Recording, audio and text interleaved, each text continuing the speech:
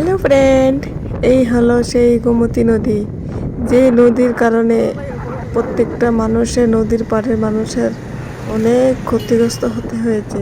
আজ দেখো কত সুন্দর পরিবেশ, কত সুন্দর আকাশ, রোদে ঝলমল করছে।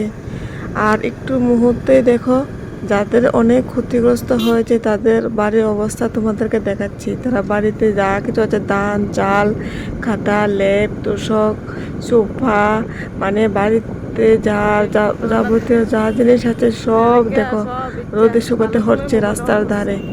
মানে এখনো কিন্তু তাদের বাড়িতে জল আছে, কিন্তু তার জন্য তারা রোদ ওঠার পরে রাস্তার ধারে যেটা নষ্ট হচ্ছে সেটা রোদে শুকাচ্ছে।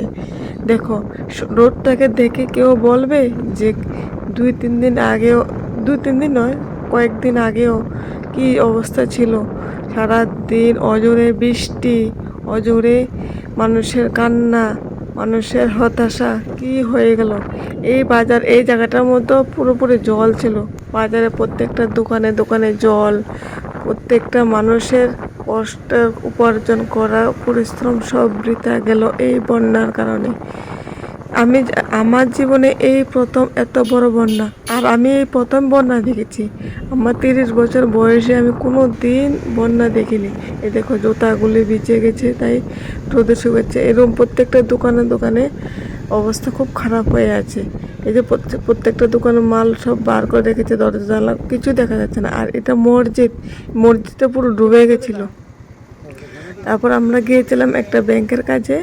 ব্যাংকে এসেও দেখি যে প্রচুর পরিমাণে খাতাপত্র, কাগজপত্র সব ভিজে গেছে, এগুলি রোদে দিয়ে রেখেছে। মানে বন্যা মানুষকে কী পরিমাণে ক্ষতি করেছে তোমরা এটা দেখলে বুঝতে পারবে। হয়তো বা সব কিছু দেখিয়ে বোঝানো যাবে না। তারপর আমরা গিয়েছিলাম অন্য একটা জায়গাতে। তো গিয়ে দেখি একটা সুইচ গেটের উপর অনেক মানুষ দাঁড়িয়ে কি যেন দেখছে।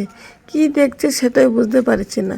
সেটা দেখার জন্য আমার স্বামী আগে চলে গেল, আমিও চলে গেলাম ক্যামেরাটা হাতে নিয়ে। আমাকে দেখি কি হচ্ছে এখানে।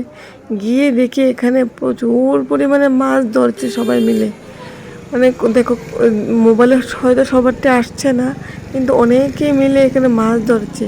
পুলিশ কেন ছিল, কেন টিএসআর ছিল সেটা জানার জন্য আরও বেশি দেখা ইচ্ছে থাকলো। এখান থেকে জল আসছে, বন্যার জল, এখানেও জল, এই আর কি।